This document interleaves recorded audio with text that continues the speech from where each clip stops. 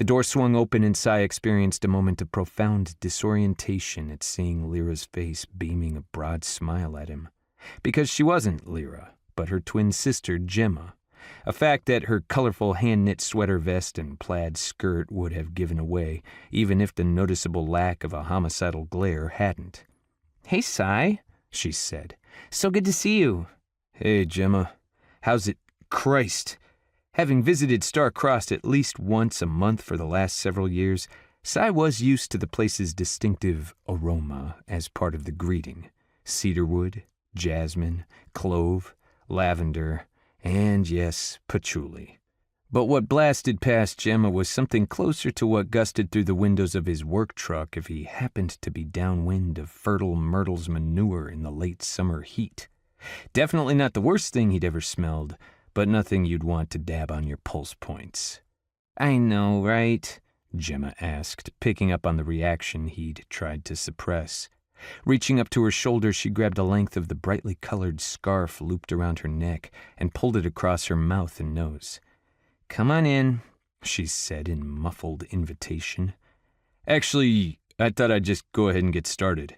Cy jerked his chin over to the side of the old house, where a squatting plumber showing 2 inches of butt cracks stared at the ground and scratched his head, which was probably a nice vacation for his balls. "You sure you don't want to come in and see—" "Nope," Cy said, assuring himself it was his eagerness to try out his new toy, not the threat of sharing enclosed space with LYRA MCKENDRICK that made him balk. It hadn't ended well for them last time. Well, for him.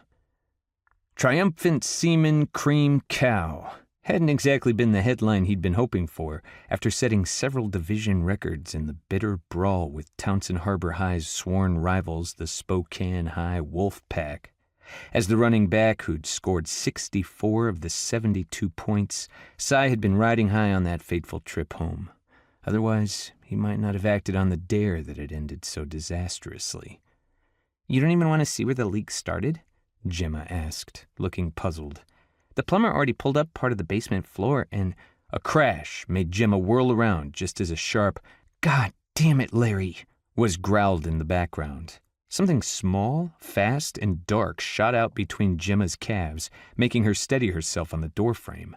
Cy hunched and lunged just as the cat made a break for the porch railing, feeling a gust of relief when his hands closed around the warm, furry weight of its body. At least his reflexes were still decent.